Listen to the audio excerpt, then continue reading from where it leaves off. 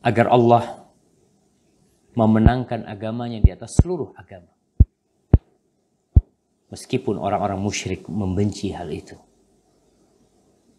Umat Islam harus optimis bahwa masa depan adalah untuk Islam. Dan tentunya hal itu tidak dengan berpangku tangan, tapi dengan berusaha, berjuang, berkorban, dan tidak putus memohon kepada Pencipta. Allahumma salli wa sallim wa zid wa barik wa an'im ala sayyidina wa maulana Muhammadin wa ala alihi wa ashabihi ajma'in. Ya Allah, semoga salawatmu, salam berkah dan nikmatmu senantiasa Engkau curahkan untuk hamba kekasihmu, untuk baginda Nabi kita Muhammad alaihi salatu wassalam, dan untuk keluarga beliau, untuk istri-istri beliau, untuk putra-putri beliau, dan untuk seluruh sahabat Nabi. Semoga Allah meridhai kita bersama mereka. Amma ba'd. Jamaah rahimakumullah. Sebentar lagi kita akan mengkaji tentang lanjutan adab al-mufrad. Tapi sebelumnya ada satu hal yang ingin Anda sampaikan kepada umat Islam, khususnya saudara-saudaraku kaum muslimin di Indonesia, berkaitan dengan hoak yang banyak tersebar, berkaitan dengan ketakutan dan kekhawatiran yang ditebarkan berkaitan dengan dibunuhnya para ustadz, dibunuhnya para kiai. Ketahuilah, jangan menebarkan sesuatu kecuali antum yakin dengan kebenaran. Tidak hanya kopas, tidak hanya asal comot sana comot sini, apalagi tatkala ada niat yang tidak baik di diri antum. Tatkala niatnya riya, tatkala niatnya pamer, tatkala niatnya ingin menjadi orang pertama menyebarkan berita tersebut, padahal beritanya dusta. Dan berkaitan dengan berita-berita yang menimbulkan rasa takut di masyarakat. Dengan informasi-informasi yang menebarkan kekhawatiran, teror di masyarakat. Yang itu, kalaupun benar, maka seharusnya informasi itu disampaikan kepada pihak yang berwajib. Kepada orang-orang yang berilmu, yang kiranya bisa memberikan uraian dan penjelasan kepada masyarakat yang sesuai dengan syariat. Allah menurunkan Al-Quranul Karim sebagai kitab petunjuk. Di surah An-Nisa ayat 83, Allah mengatakan tentang sifat orang-orang munafiqin. Wa idza ja'ahum amrun minal amni awil khaufi adza'u bih. Ini orang-orang yang tidak taat kepada Allah dan Rasul. Apabila datang kepada mereka berita, perkara minal amni awil khauf, perkara yang membuat orang-orang merasa aman. Atau sebaliknya, perkara yang bisa menyebabkan tersebarnya rasa takut di masyarakat. Adza'u bih. Itu orang-orang munafikin main tebarkan aja. Main sebarkan. Terus terang yang mendorong hal ini untuk Anda sampaikan. Anda baru saja membaca WhatsApp dari seorang kawannya di kepolisian. Yang disebut ini hoax semua. Yang ini, yang ini, yang ini. Ada yang benar iya. Tapi yang jadi masalah, ketika yang disebarkan itu yang hoax. Kalau yang benar antum sebarkan, antum tanya, untuk apa antum sebarkan? Allah sebutkan tentang orang-orang munafikin. Pokok ada berita apa aja langsung disebarin. Tanpa berpikir. Bermanfaatkah yang dia tebarkan? Oh iya Ustaz, untuk membuat waspada mereka. Betulkah itu membuat waspada? Atau ternyata membuat kegaduhan? Mereka tebarkan. Walau radduhu ila rasul. Wa ila ulil amri minhum. Andai kata mereka kembalikan perkara tersebut kepada siapa? Kepada Rasul sallallahu alaihi wasallam ketika Nabi hidup.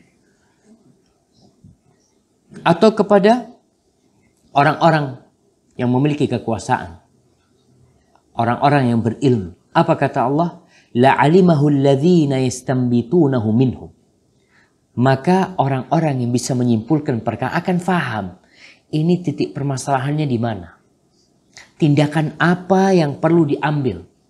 Sikap apa yang harus diperbuat. Karena sebagian orang pokok ada berita dia tebarkan. Nabi SAW mengatakan, Kafa bil mar'i kadhiban ayyuhaddits bikulli ma sami.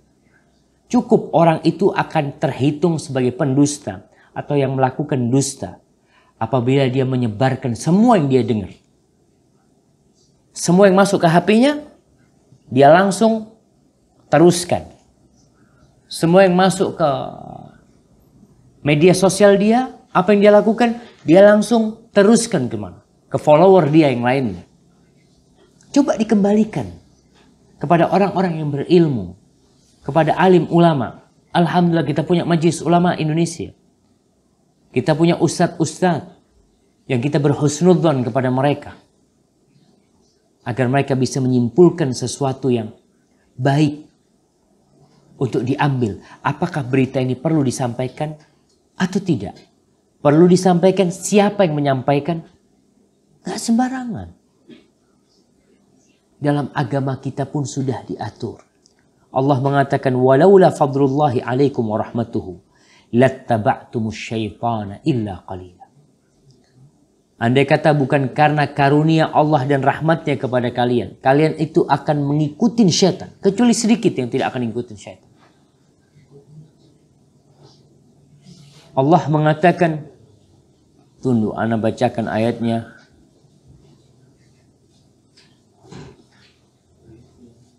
Nah, Allah berfirman di surat Al-Isra ayat 53. Allah mengatakan, wa qul li ibadi yaqulu allati hiya ahsan. Sampaikan kepada hamba-hambaku, katakan kepada hamba-hambaku agar mereka berucap ucapan yang paling baik. Kenapa? Inna syaitana yanzaghu bainahum. Inna syaitana kana lil insani aduwwan mubin. Syaitan itu hendak merusak hubungan di antara mereka. Syaitan itu adalah musuh yang nyata bagi manusia. Beberapa tahun yang lalu, anak isi kajian kalau nggak salah di Banten, Cilegon sana mungkin, atau di tempat lain anak lupa. Itu pada waktu itu masih rame orang gila menculik anak kecil. Orang gila, akhirnya ada orang gila digebukin sampai mati. Ada orang beberapa yang ditangkap sampai mati, dibunuh sama massa. Hati-hati jemaah. Kadangkala yang dosanya paling besar adalah yang menyebarkan berita tersebut. Jangan sampai antum menjadi pelaku pertama terjadinya kegaduhan. Jadilah orang-orang, jadilah pioner yang senantiasa di depan ketika berbuat kebaikan. Itu yang ingin saya sampaikan. Karena ada hubungannya dengan bab yang kita bahas, yaitu babut taskin. Bab kita diperintahkan untuk membuat orang tenang, membuat orang itu damai, membuat orang itu menerima, bukan malah ditakut-takutin sehingga dia kabur. Dan kita udah bahas. Sabda Nabi SAW, yassiru wa la tu'assiru. Mudahkan, jangan dipersulit. Wasakkinu wa la tunaffiru. Bikin orang itu damai, tenang. Jangan malah dia kabur akhirnya. Kemudian disebutkan sebuah hadis yang dhaif. Di sini ada masal. Maknanya bisa diambil dari hadis-hadis yang lainnya. Imam Bukhari mengatakan haddatsana Qutaibah. Dia berkata, qala haddatsana Jarir an Atha an abihi, dari Atha dari ayahnya, dari Abdullah bin Amr bin As, qala nazala dhaifun fi Bani Israel. Ini ceritanya Abdullah bin Amr bin As. Nazala dhaifun fi Bani Israel. Ada seorang tamu yang singgah di salah satu rumah dari kalangan Bani Israel. Wa fid dari kalbatun lahu. Di rumah mereka itu ada anjing perempuan yang sedang menyusuin anak-anak. Faqalu ya kalba la tanbihi ala dhaifin. Lalu mereka mengatakan, wahai kalbah, wahai anjing betina, jangan berteriak kepada tamu-tamu kami. Dikatakan seperti fasihnal jira'u fi batni. Tahu-tahu anak yang nyusu malah teriak-teriak. Fadzakaru li nabiyyin lahum. Lalu disebutkan kejadian itu kepada nabi mereka. Faqal inna mathala hadza kamathali ummatin takunu ba'dakum yaghlibu sufaha'uha ulama'aha. Yang seperti ini seperti permasalahan buat umat setelah kalian, di mana orang-orang bodohnya mengalahkan orang-orang pinternya. Orang-orang bodohnya malah dia berkuasa, malah dia melakukan tindakan-tindakan yang bodoh, yang ulama ditinggalkan, yang berilmu tidak digubris ucapannya, nasihat-nasihatnya malah dibuat ragu. Kita lihat sekarang nih masanya. Ketika ulama berbicara dengan ilmunya, berdasarkan firman Allah dan sabda Rasul SAW, apa yang terjadi? Orang-orang bodoh menolak. Disuruh kerjakan malah teriak-teriak. Seperti anjing yang disuruh diam, anaknya malah yang teriak-teriak. Maka ketahuilah bahwa seorang muslim itu diperintahkan untuk berhati-hati dalam berbicara. Jangan sampai membuat kegaduhan, keributan. Seperti tadi, anjing yang disuruh diam, malah dia berteriak-teriak. Malah anak-anaknya yang berteriak-teriak. Dan ada masa orang-orang bodoh, orang-orang yang tidak mengerti masalah agama berbicara agama. Orang-orang yang memiliki titel, tapi ternyata dia tidak punya ilmu, dia berbicara karena titel dia.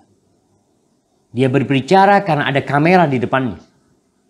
Dan kita bisa melihat semuanya bisa berbicara sekarang. Dan bisa didengar oleh siapa saja. Dan ini jadi fitnah buat kita semuanya. Karena ada manusia-manusia yang di blow up oleh media. Dijadikan sebagai narasumber. Dalam masalah agama, wallahi ma ya'rif yaqra' Quran. Kadang-kala dia nggak bisa baca Quran. Dan pernah ana singgung apa yang terjadi di Kendari, di mana ada penilikan dari Departemen Agama, dari 200 guru agama, 127 tidak pandai membaca Al-Quranul Karim. Bagaimana mereka bisa jadi pegawai? Menjadi guru agama? Entah bagaimana. Tapi yang jelas, datang tuh masa di mana orang-orang bodoh pegang mic, di mana orang-orang bodoh naik mimbar, di mana orang-orang bodoh memiliki pengikut yang banyak. Na'udzubillah jemaah. Dan ini fitnah yang besar buat kita bersama. Baik, ini berkaitan dengan bab taskin. Jadi kita berusaha untuk berlemah lembut, berusaha untuk kalau ngomong itu yang kalem sama orang, bikin orang itu tidak takut, bikin orang itu malah datang kepada Allah Subhanahu wa taala. Allah seringkali menyebutkan tentang surga. Allah seringkali menyebutkan tentang rahmatnya. Bahkan Allah memulai Al-Quranul Karim dengan menyebutkan rahmatnya dan menurunkannya dengan rahmatnya dan menjadikan Quran itu sendiri rahmat buat umat manusia. Baik. Kita masuk ke bab nomor 221. Bab al-khurq. Bab sifat kasar. Sikap yang bodoh. Di sini Imam Bukhari menyebutkan beberapa hadis. Dan sebagian hadis itu sudah berlalu sama kita di bab tentang lemah lembut. Jadi lawannya lemah lembut itu kasar. Orang gak lembut. Imam Bukhari menyebutkan qala haddatsana Abu Walid qala haddatsana Syu'bah anil Miqdan ibn Shuraih qala sami'tu abi qala sami'tu Aisyah taqulu kuntu ala ba'irin fihi su'ubah faja'altu adribuh faqala an-nabiy sallallahu alaihi wasallam alayki birrifq fa inna ar-rifqa la yakunu fi shay'in illa zanahu wa la yunza'u min syai'in illa syanahu. Imam Bukhari mengatakan telah mengajarkan kepada kami Abul Walid, dia berkata telah mengajarkan kepada kami Syu'bah dari Miqdam ibn Shuraih, dia berkata aku mendengar ayahku, yakni Shuraih, berkata, Qadhi Shuraih insyaallah ini, qala sami'tu Aisyah, aku mendengar Aisyah radhiyallahu taala anha taqul, dia berkata, kuntu ala ba'irin fihi su'ubah. Ini pernah kita bahas. Imam Bukhari pernah menyebutkan potongan hadis ini. Di sini ceritakan tentang sabab wurudnya hadis ini. Cerita hadis ini bisa cerita bagaimana Nabi SAW bisa mengucapkan ini.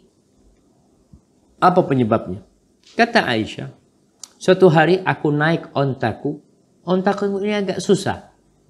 Susah diatur. Ada kendaraan-kendaraan yang seperti itu. Susah diatur. Faja'altu adribuh. Apa yang dilakukan Aisyah? Maka aku pukul ontaku itu. Dipukulin supaya nurut, supaya taat. Faqala Nabi SAW. Lalu Nabi bersabda. Bayangkan jamaah.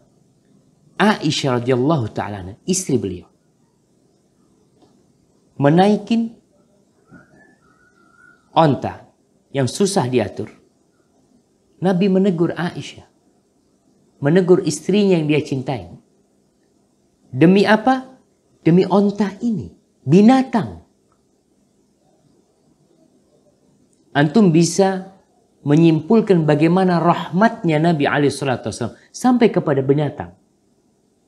Kecintaan beliau kepada Aisyah radhiyallahu taala anha tidak diragukan. Tatkala beliau melihat istrinya yang dia cintai melakukan sikap atau tindakan yang tidak seharusnya dilakukan, cinta seorang suami akan mendorong dia untuk apa? Untuk memperbaiki istrinya. Jadi kalau ada suami-suami yang cinta kepada istrinya, kemudian membiarkan istrinya melakukan dosa, membiarkan istrinya berbuat hal-hal yang dimurkai Allah dengan dalih cinta, kadzab orang itu. Dusta dia. Bila engkau benar-benar mencintai istrimu,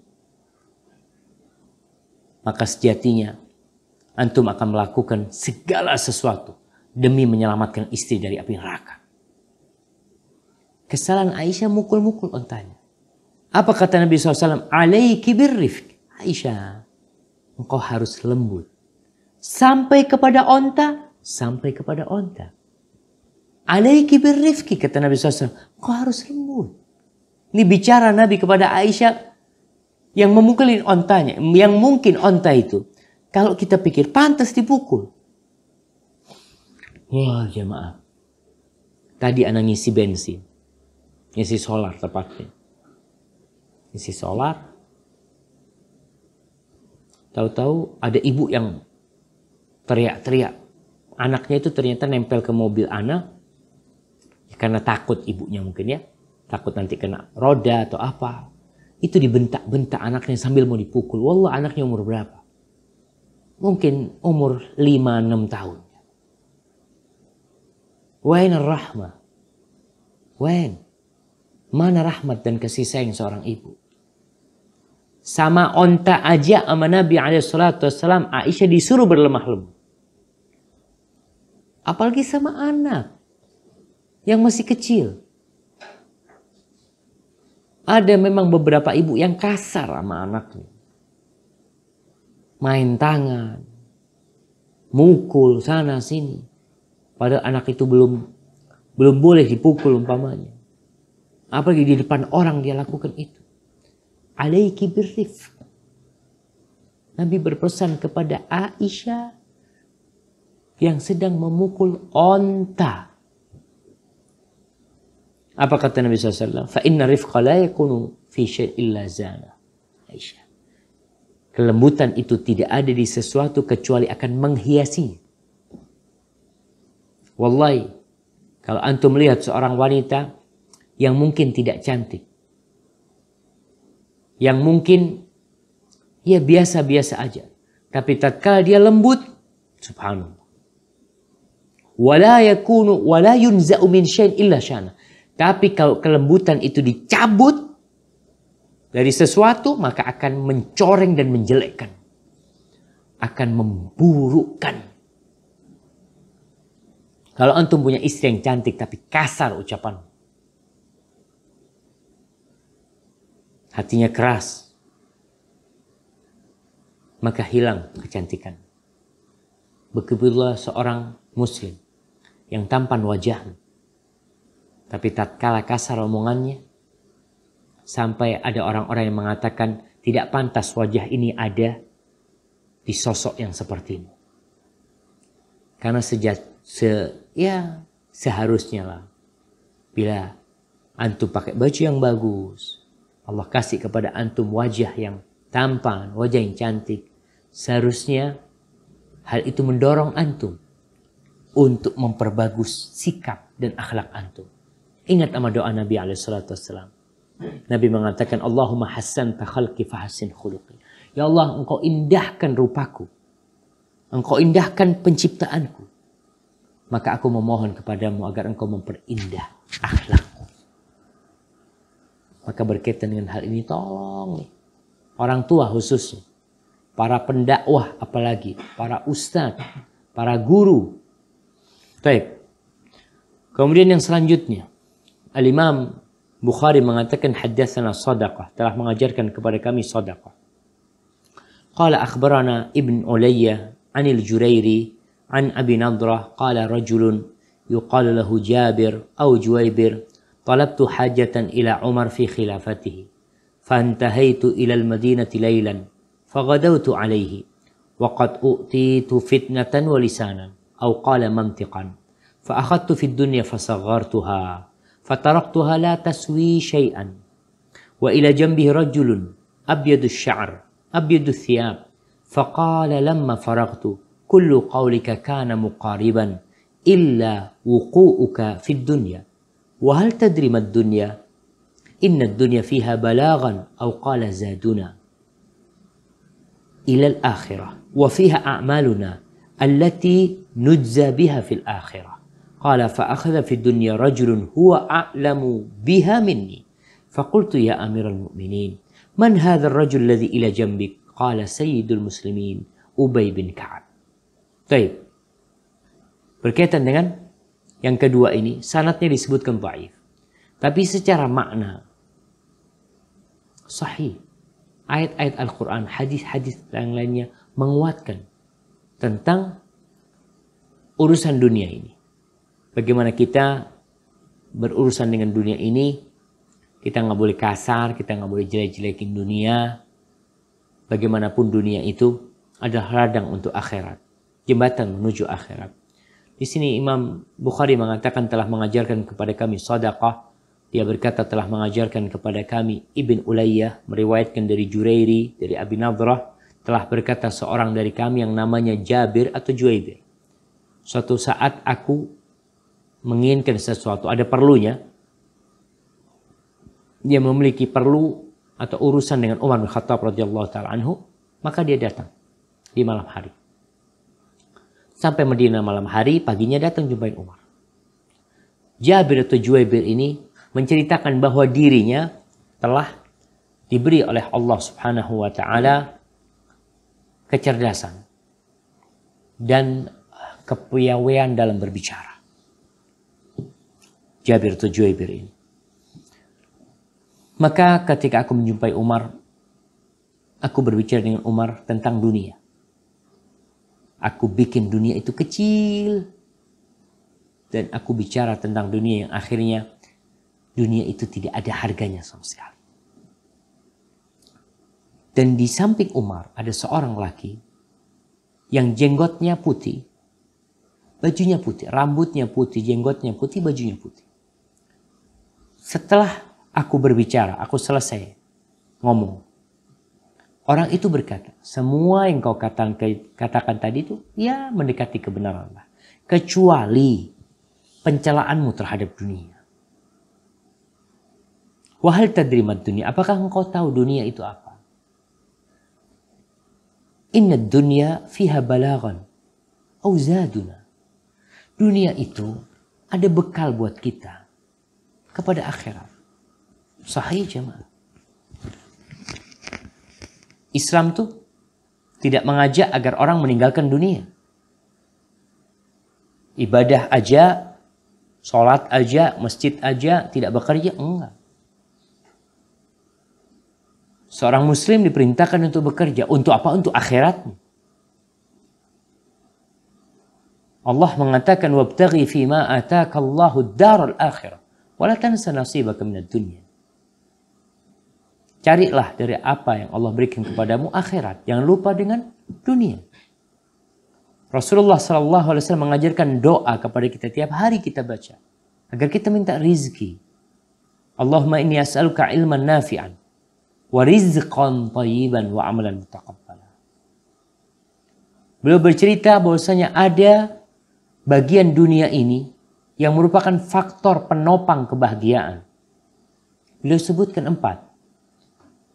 Yang pertama apa? Istri yang soleha. Seorang muslim disuruh menikah. Cari istri yang soleha. Rumah yang luas. Kita boleh ingin punya rumah yang luas. Nah, agar kita bisa lebih nyaman di situ dalam beribadah. Yang ketiga, kendaraan yang nyaman. Ini urusan dunia. Kemudian tetangga yang baik. Semua faktor itu mengantarkan kita kepada Allah. Asal kita yang tahu diri.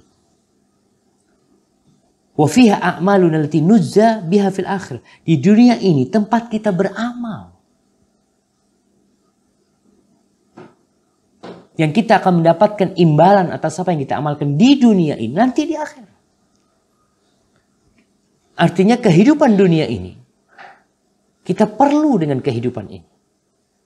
Tapi tatkala orang nggak mau bekerja akhirnya dicela dunia, dimaki dunia. Memang dunia ini jangan sampai kita berambisi untuk mencari dunia untuk dunia. Nabi SAW mengatakan bahwa dunia ini di sisi Allah tidak lebih dari bangkai kambing. Sangat hina sekali. Tapi bukan berarti kita tidak mencari dunia. Bekal untuk akhirat. Orang yang mau haji, mau umroh butuh fulus. Orang yang mau nikah butuh fulus. Orang ingin menyekolahkan anaknya butuh uang. Bahkan menuntut ilmu pun, kata Imam Syafi'i, di antara syarat orang menuntut ilmu adalah bulgha. Dia punya sesuatu yang mengantarkan dia untuk menuntut ilmu. Orang kadang-kadang berbicara, kenapa satu sekolah-sekolah kok pada mahal? Enggak ada sekolah yang gratis. Tapi antum ingin yang bagus? Oh enggak maulah. Keluar biaya lebih. Karena apa? Ya karena sekolahannya pakai air conditioner, pakai pendingin. Itu butuh uang, butuh biaya. Terus harus beli seragam, beli kitab, beli buku. Jadi dunia ini, sebagaimana dikatakan oleh Ubay bin Ka'ab, ya ini jembatan untuk akhirat. Perbanyak amal kita di dunia ini, nanti pahalanya di akhirat. Lalu Ubay menceritakan tentang dunia ini. Kata Jabir, subhanallah. Kemudian orang itu berbicara tentang dunia dan dia lebih alim dari aku. Lalu bertanyalah orang ini, siapa ini Amirul Mukminin? Maka dikatakan, hada sayyidul muslimin, Ubay bin Ka'ab. Ini sayyidnya orang-orang Islam. Yang mulia di antara orang-orang Islam adalah Ubay bin Ka'ab. Ucapan sayyidul muslimin. Mungkin ada yang mengomentarinya, ini ucapan yang tidak seharusnya diucapkan untuk Ubay bin Ka'ab. Walaupun ternyata disebutkan oleh Al-Imam Al-Zahabi bahwa ucapan itu diucapkan oleh para ulama. Maksudnya Ubay bin Ka'ab adalah sayyidul muslimin, yang termulia di antara umat-umat Islam pada waktu itu.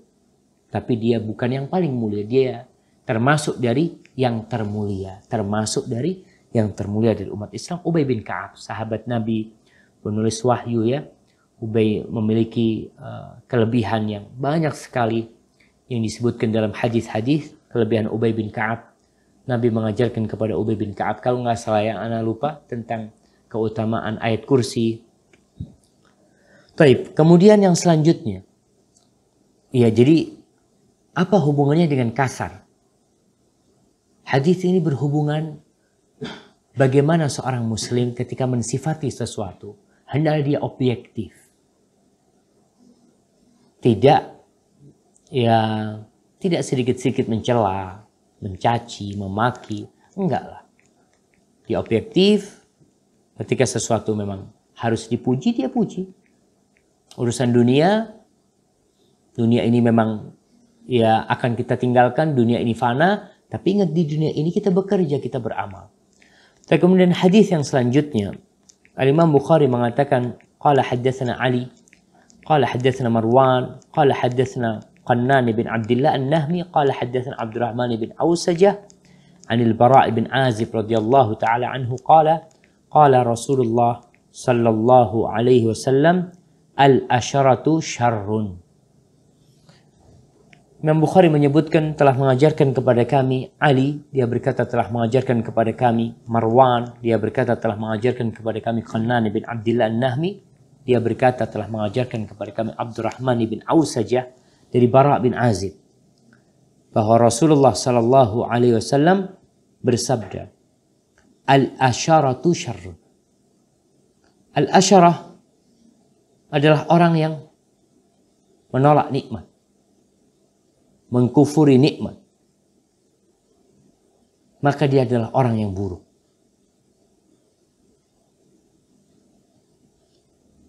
Orang yang pelit, orang yang kasar, orang yang tidak lembut, maka dia adalah orang yang buruk. Ini berkaitan dengan bab kasar tadi. Ada orang-orang yang tidak bisa berlemah lembut, tidak mensyukuri nikmat yang Allah berikan. Ada orang yang senantiasa mengeluh. Kata-kata yang keluar dari lisannya selalu buruk, mengikuti hawa nafsunya, berfoya-foya hidupnya. Apalagi yang namanya euforia kadangkala. Seperti yang kita lihat kejadian di stadion umpamanya. Mereka merusak karena kegembiraannya meluap-luap sehingga merusak milik orang. Bukan milik orang satu, milik umat, milik masyarakat banyak. Syar. Itu sesuatu yang buruk. Berbahagia boleh, bergembira boleh. Tapi jangan sampai kegembiraan seseorang itu mengantarkan dia melakukan tindakan-tindakan anarkis umpamanya. Tindakan-tindakan merusak, dan ini sering kali terjadi jemaah. Khususnya mungkin berkaitan dengan kondisi sekarang. Beberapa hari yang lalu umpamanya permainan sepak bola di mana-mana yang kadangkala memang memiliki supporter yang wallahu a'lam bisa masuk hadis ini, syar. Al-asyara syar. Orang yang menolak nikmat, dikasih nikmat, menang, kelompoknya ya merusak, kalah, apalagi berantem sana berantem sini, subhanallah.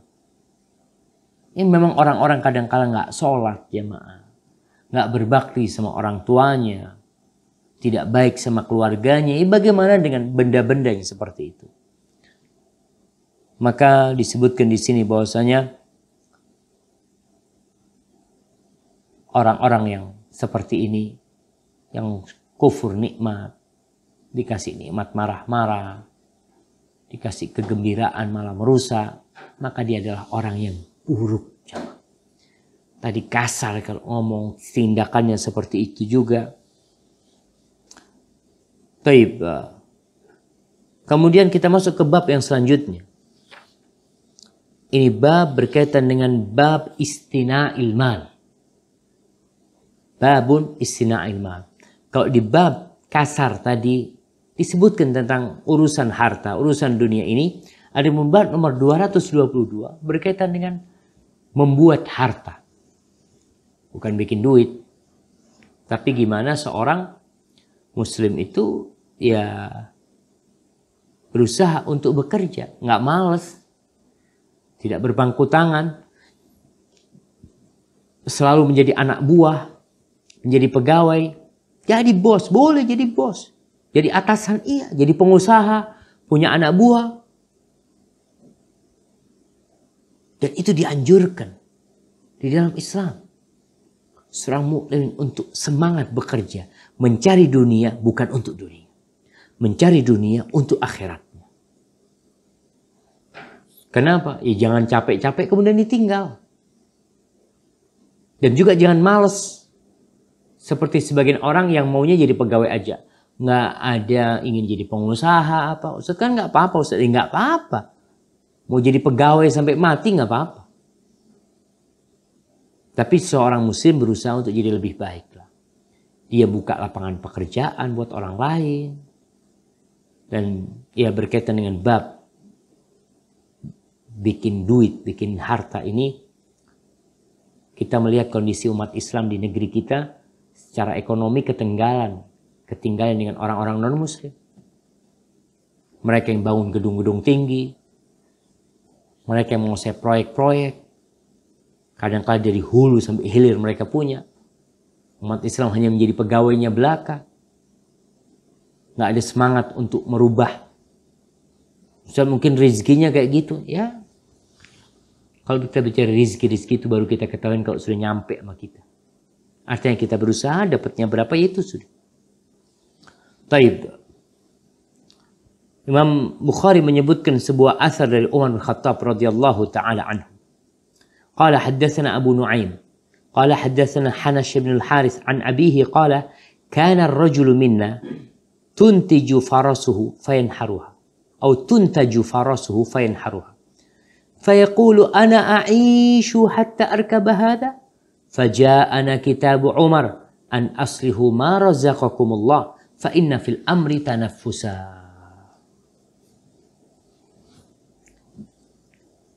Ini cerita dari Al-Harith.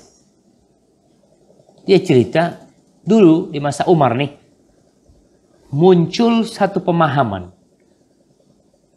yang menyimpang dalam urusan dunia ini.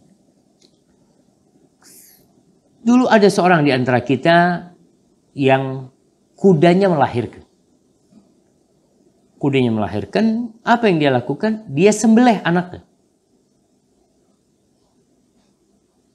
Anaknya kuda dia sembelih, dia makan. Kalau dia memang lapar, nggak ada makanan, ya wajar. Tapi dia menyembelih itu anak kuda karena dia punya sebuah prinsip. Yang prinsip ini salah. Apa prinsipnya? Dia mengatakan, aku hidup sampai menunggangi kuda ini, nggak mungkin lah. Ya udah sembelih aja. Subhanallah jemaah. Dia berpikir untuk dirinya sendiri. Dia tidak berpikir buat anaknya. Dia tidak berpikir itu kuda bisa besar, harganya lebih bagus dijual daripada dia makan. Yang kemudian ya jadi mubadzir mungkin. Apalagi kalau kudanya adalah kuda yang bagus. Faja'ana kitab Umar. Maka datanglah kepada kami surat dari Umar bin Khattab. An aslihu ma razaqakumullah. Perbaikilah apa yang Allah rizkikan kepada kalian. Perbaiki, dijaga. Jangan disia-siakan. Kenapa? Fa inna fil amri tanafusan.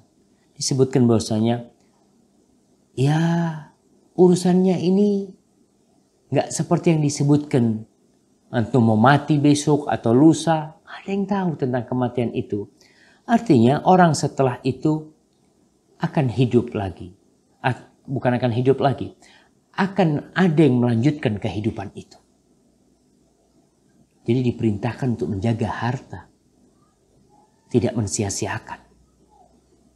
Dan ini nasihat yang sangat mulia jemaah. Berkaitan dengan menjaga harta. Ada orang punya mobil, punya motor rusak, nggak dipakai. Jangan dibiarin. Jual. Kadang-kadang ada orang yang punya motor rusak, dibiarin sampai dia mati. Terus kenapa antum simpen itu? Antum perbaiki, jual. Dapat duit. Duitnya bisa dimanfaatkan, mau disodakohkan. Atau yang lainnya. Berkaitan punya kambing. Lahir kambingnya antum sakit-sakit. Udah potong anaknya. Biarkan besar anaknya. Jadi kalau orang meninggalkan perhatian sama harta ini, karena dia berpikir, ya aku mau mati mungkin lusa, besok. Ingat gak ada yang tahu yang mati. Tapi beramallah dalam kehidupan ini. Perbanyak hartamu untuk akhiratmu. Buka lapangan-lapangan pekerjaan. Buka usaha-usaha baru. Untuk apa? Untuk akhiratnya. Urusannya kita gak tahu kapan kita mati. Naam. Antum jalani kehidupan ini. Antum terus melangkah. Menuju kemana? Menuju ke depan. Walaupun antum melangkah dengan perlahan-lahan, tapi ingat jangan pernah mundur ke belakang. Terus ke depan. Kumpulkan harta untuk akhiratmu yang bisa diperbaikin. Di rumah ada sesuatu yang bisa dijual. Ada plastik atau apa. Kalau antum nggak mau panggil orang, kasihkan orang itu yang jual. Jangan kita buang-buang sesuatu ke sampah padahal masih bisa dimanfaatkan umpamanya. Kita disuruh menjaga harta kita, memperkaya harta kita. Dan ada kisah lain nanti yang berkaitan dengan menanam ya. Kisah bersama Umar bin Khattab juga. Ini seperti yang kita lihat orang-orang tua masih menanam mangga atau menanam pohon yang mungkin buahnya baru 10 tahun atau 5 tahun. Dia menanam bukan buat dirinya, tapi dia menanam untuk mereka yang datang setelah dia. Hadza wallahu a'lam bishawab. Itu yang bisa kita kaji pada kesempatan kali ini. Insyaallah berkaitan dengan bab istina'il mal, tentang bikin harta, memperbaiki harta, kita cari fulus. Kita akan lanjutkan pada pertemuan yang akan datang. Barakallahu fikum. Assalamualaikum. Kita masuk ke sesi tanya jawab. Afwan, Anda pikir Anda mau tutup nih jemaah.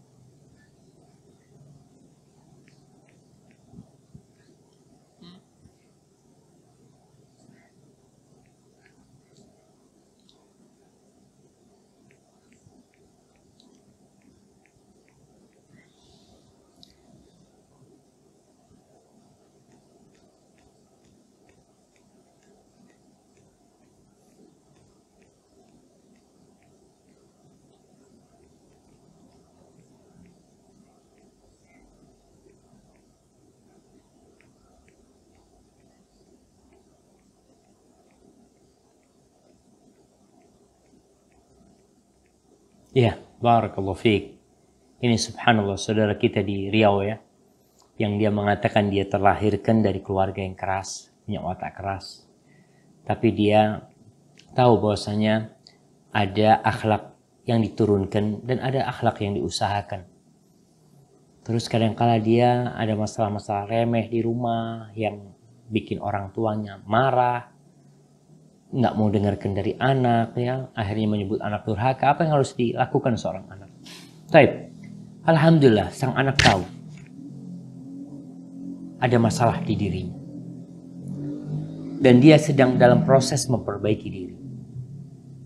Maka dalam proses itu wajar kalau antum masih dimarahin sama orang tua, masih dikatakan anak durhaka. Mungkin memang ada sikap kasar dari diri antum. Apalagi orang tua kalau sudah tua itu lebih sensitif ya. Kadangkala antum sebenarnya maksudnya baik tapi salah ngomong. Jadi masalah besar. Ditambah lagi memang punya watak yang keras. Apa yang harus antum lakukan? Antum tidak perlu membela diri. Ketika orang tua marah karena sikap antum, antum tidak perlu bela diri. Apa yang perlu dilakukan? Minta maaf. Akui kesalahan. Ustaz nggak salah, Ustaz. Sebenarnya tidak salah.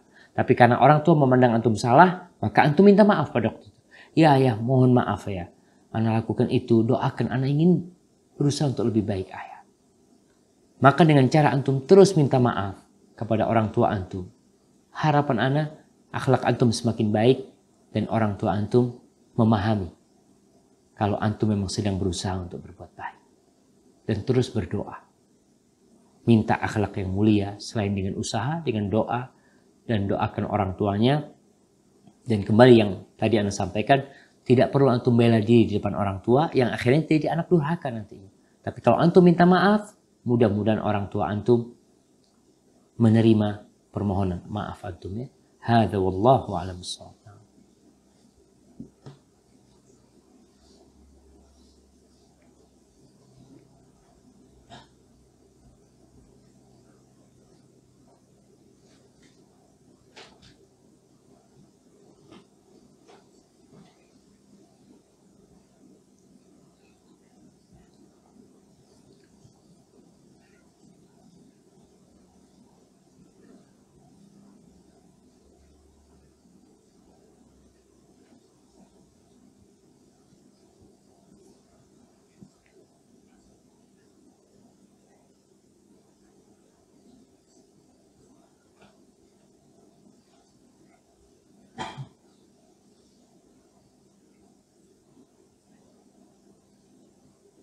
Iya, subhanallah.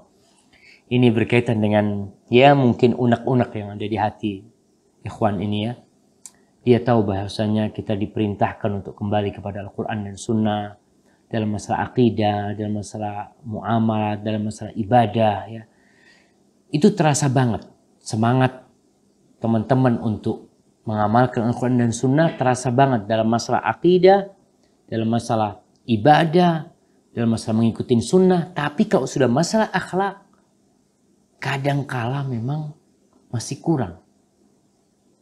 Sebenarnya hal ini adalah subjektif.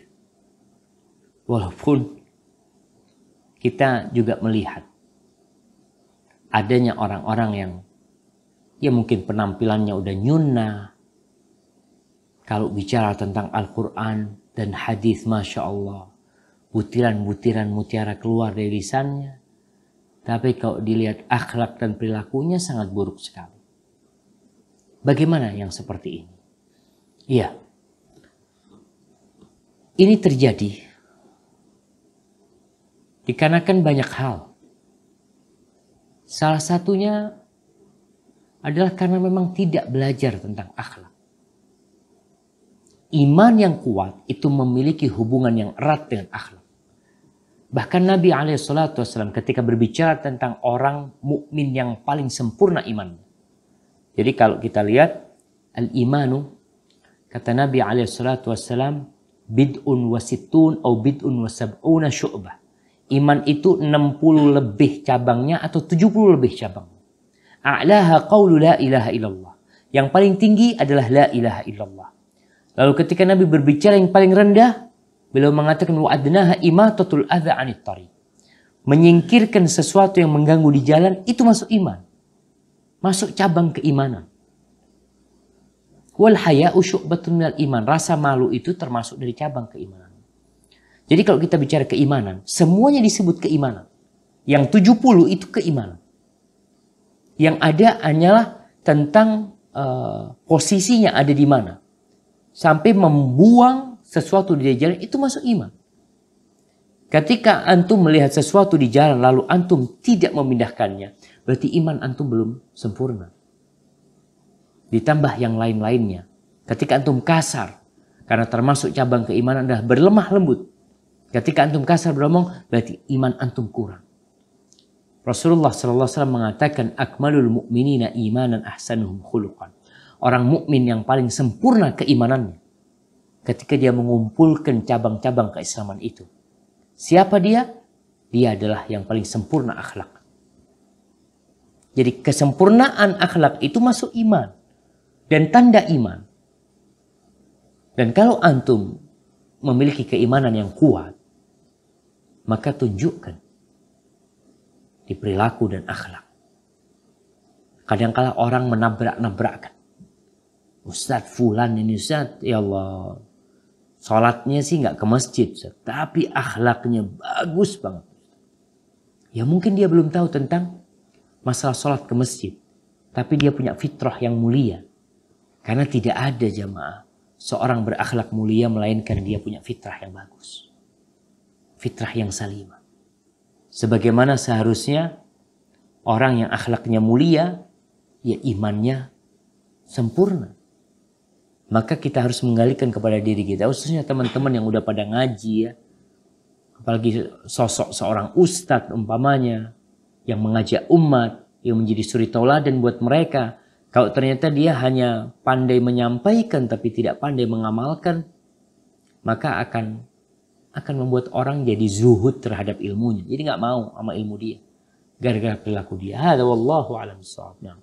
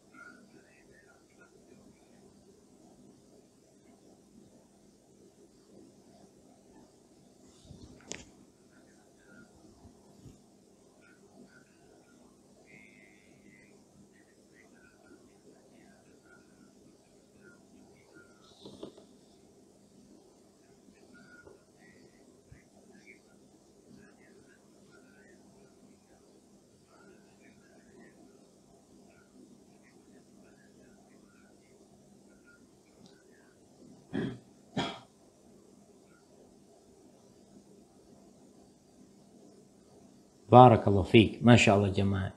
Ini berkaitan dengan takziah, dengan membaca surat Al-Fatihah, membaca Qul huwallahu ahad, ya, baca-baca Al-Quran yang dihadiahkan buat orang yang meninggal dunia.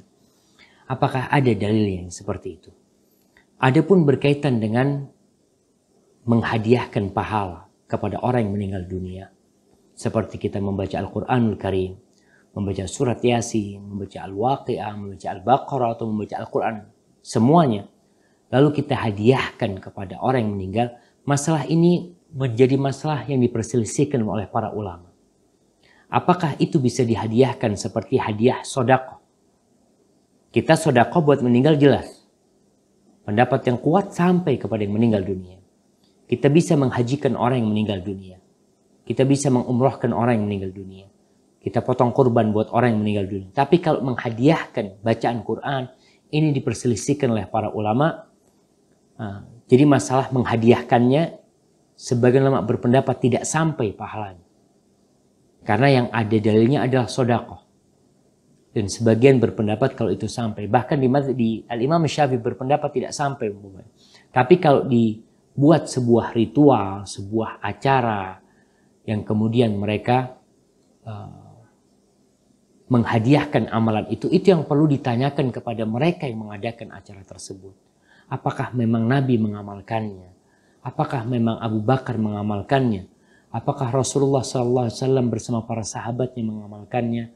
Yang pada waktu itu mereka mungkin untuk mengamalkannya. Bukan mereka tidak mungkin. Mereka bisa mengamalkan itu. Tapi kalau mereka tidak mengamalkan, maka seorang muslim seharusnya ya berusaha untuk mengikuti apa yang dicontohkan oleh Rasulullah SAW dalam masalah ini. Hadza wallahu a'lam bishawab. Nah.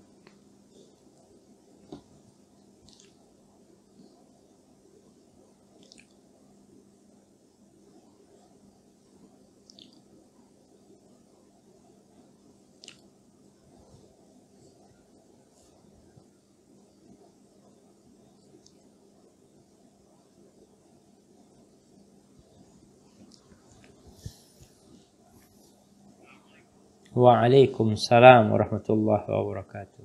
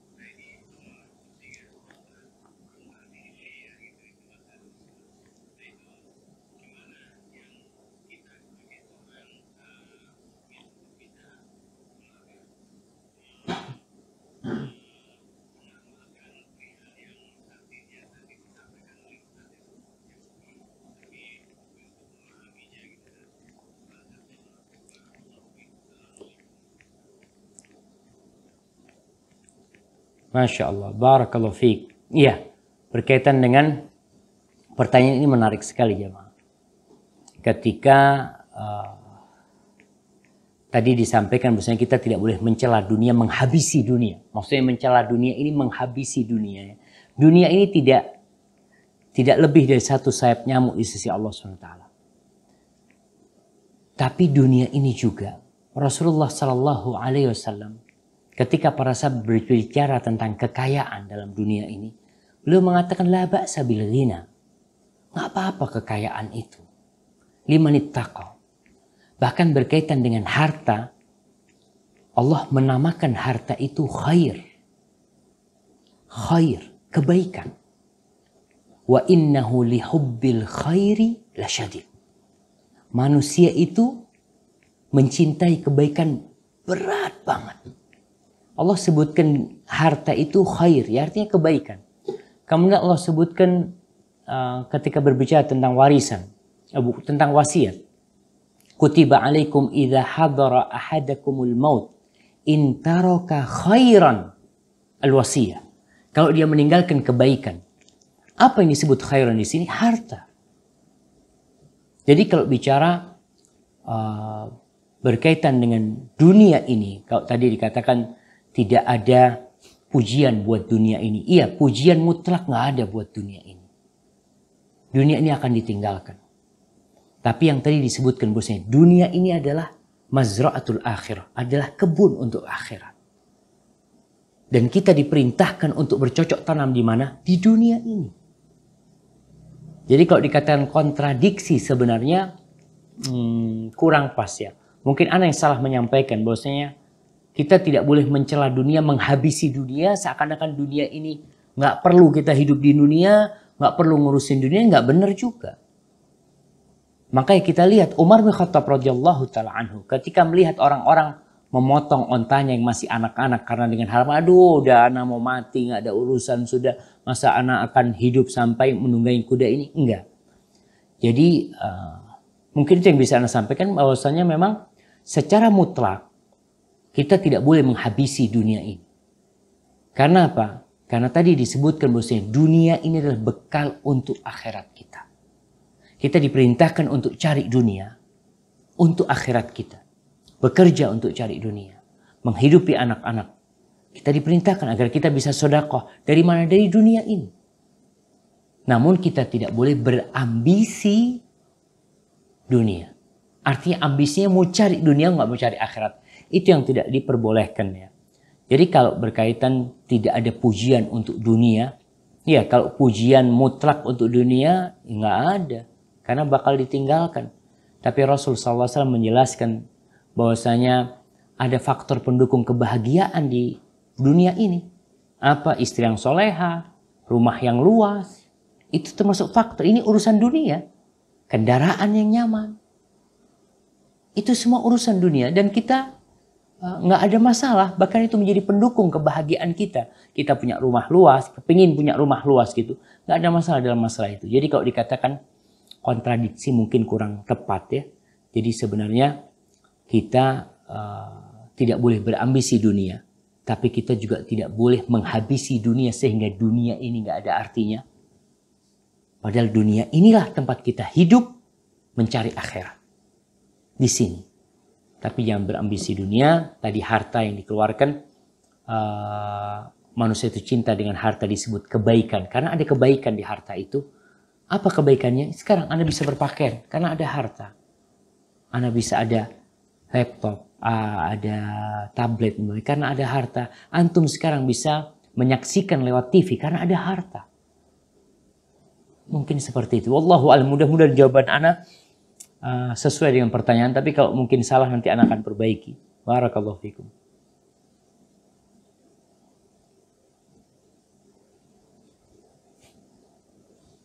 Aina saut? Ya. Aulia.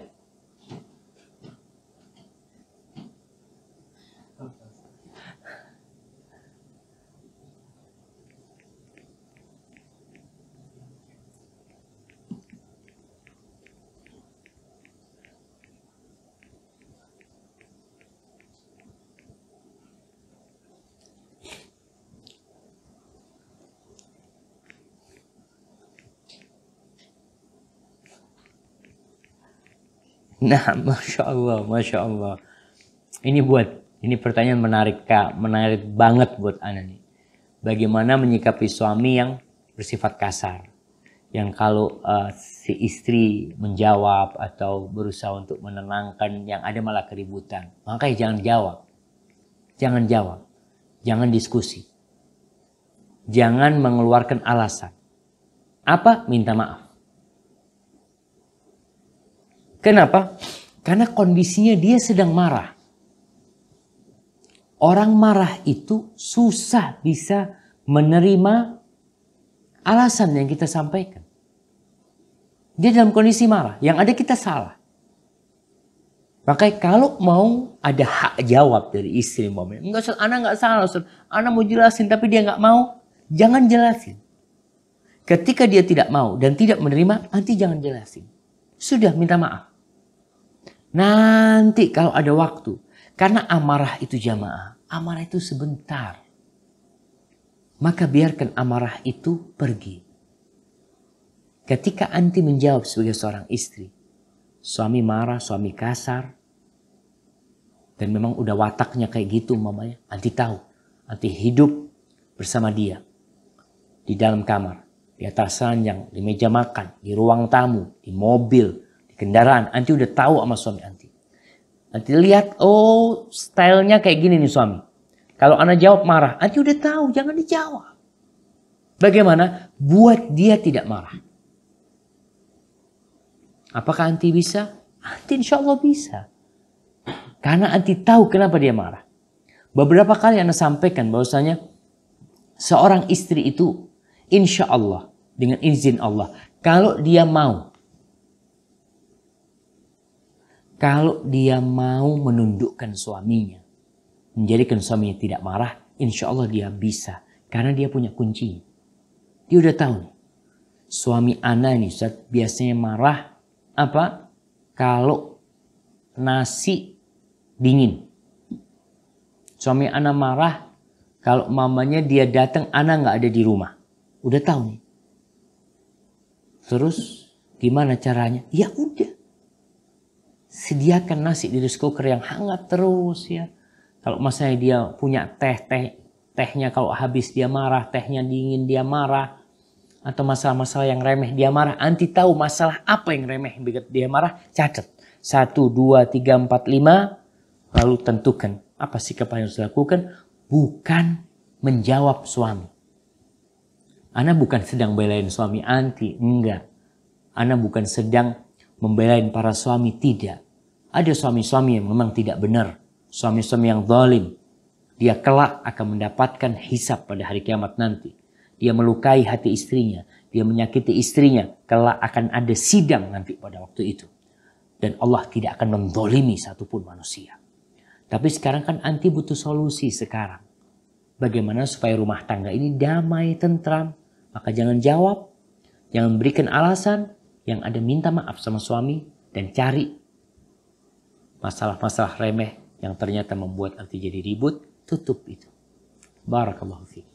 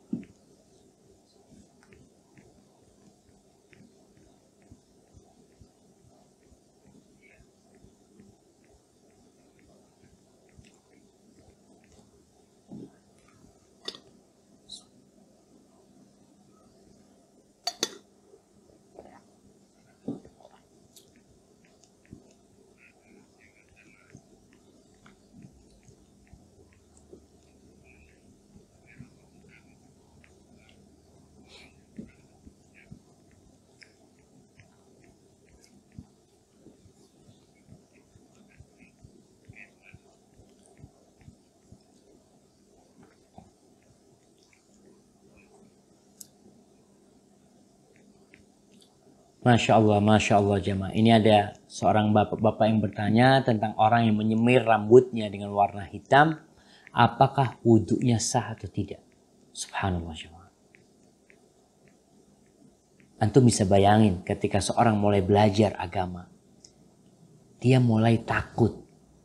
Jangan-jangan tindakan dia, kelakuan dia ternyata menyebabkan ibadah dia tidak diterima. Ini pertanda yang bertanya udah mulai mendalami Islam.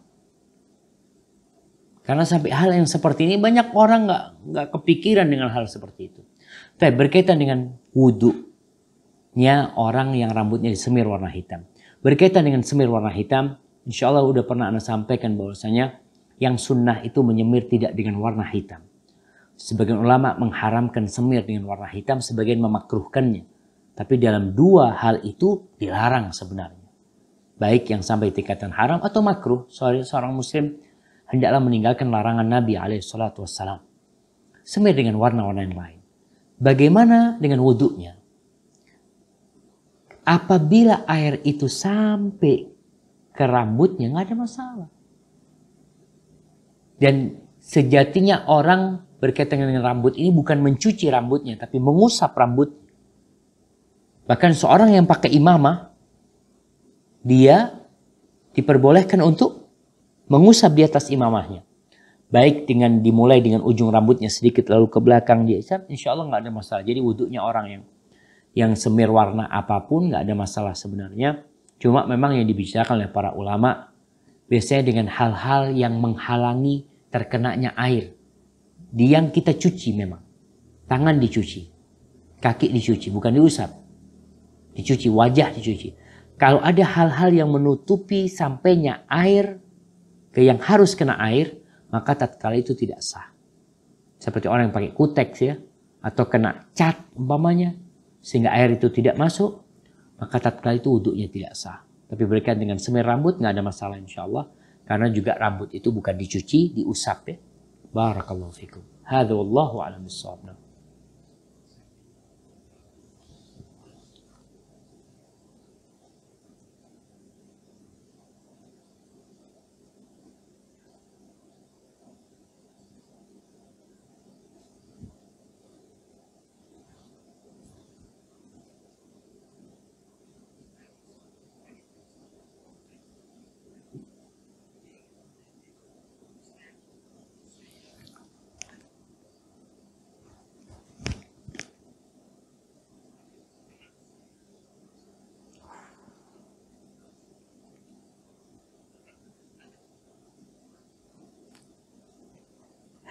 Masya Allah, Masya Allah.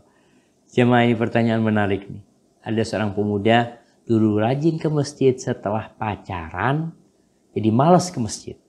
Apakah ada pengaruhnya? Subhanallah jemaah.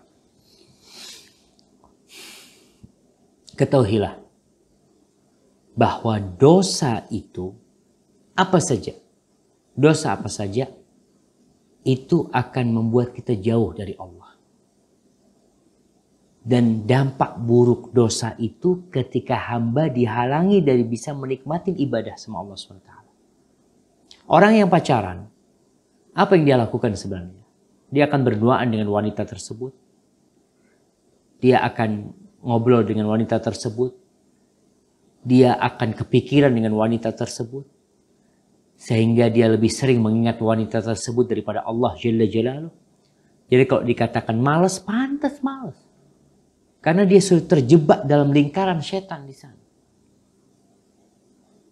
Ketika dia dipanggil hayya 'ala shalah, hayya 'al falah, hati dia mungkin sudah tidak di sana lagi. Maka kalau dikatakan apakah ada pengaruhnya? Iya, jemaah. Rasulullah SAW mengatakan, "Idza adznaba al-'abdu dzamban, nuqita fi qalbi nuqta sauda." Apabila seorang hamba melakukan dosa, maka hatinya itu ada nokta hitam. Kalau dia tobat, dia tinggalkan dosa itu, bersih. Tapi kalau dia balik, nokta hitam itu tambah, sampai hatinya tertutup. Sebagian ulama, gara-gara satu dosa nggak bisa qiyamul lail 4 bulan. Satu dosa. Jadi kalau dikatakan apakah ada pengaruhnya, tentulah pacaran itu kan sesuatu yang dilarang. Allah mengatakan wala taqrabuz zina. Jangan mendekati zina. Jadi yang dilarang itu bukan hanya berzina, tapi mendekati zina itu dilarang. Kita diperintahkan untuk menundukkan pandangan. Antum gimana sama pacaran tuh? Apakah antum kalau ada pacaran yang lewat, antum tundukkan pandangan antum? Antum akan pandangin dia, kemudian akan menghayal tentang dia. Apalagi kalau sudah menyentuh, aduh jemaah. Maka tinggalkan pacaran. Kalau antum suka sama itu perempuan, datang ke orang tuanya. Kalau antum masih belum siap untuk menikah, antum datang ke orang tuanya. Katakan insya Allah kalau anak siap, anak akan datang.